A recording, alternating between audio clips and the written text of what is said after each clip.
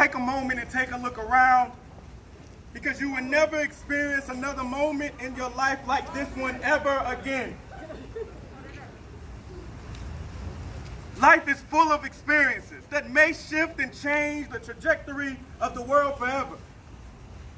Please know that I see you, I love you, and I am grateful to be here with you all today. My name is Reverend Ladale Benson. I was born in Concord, North Carolina, but spent many days with my great-grandmother and aunt and majority of my family in Midland, North Carolina. If you say Midland, I'm going to be very upset. It is Midland, North Carolina. I'm sorry. Right down the road. So I feel right at home right now. The spirits of my family dance for joy as I stand before you right now, because I come speaking in the name of peace. My family often uses the phrase, boy, say what you got to say and sit down somewhere. So I'm going to respect my grandmother's spirit and say what I got to say and sit down.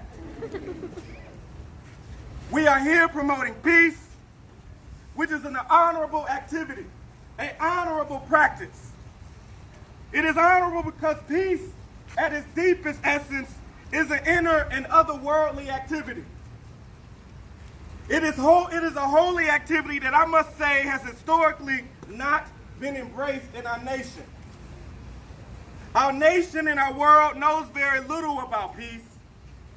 In fact, I would like to propose that our nation is ignorant of peace. We speak of peace quite often, but refuse to embrace what it requires us to do. Peace calls us to look in the mirror. It nudges us to investigate our own knowing of ourselves and to tell the raw truth about what we see. Tell the truth about who you are, and as one of my mentors says, whose you are. It yearns that you be fully honest about one's position in the world. Whose existence does your reality sit upon?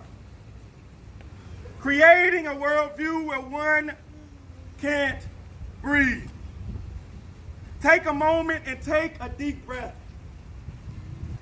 and acknowledge the life it gives you. God gifts you with the present of breathing. Our nation chooses to take breath away. George Floyd, we speak your name.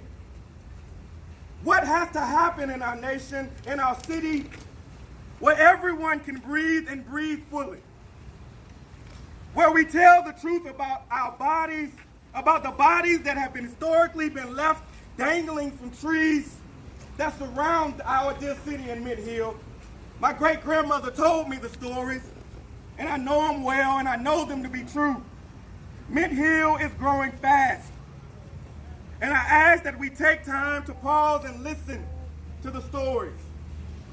Mid-Hill can follow the capitalist narrative that most places do. It can follow success, as most places do. Maybe it can reimagine life and life abundantly together. The spirits are still watching and still going to tell their story.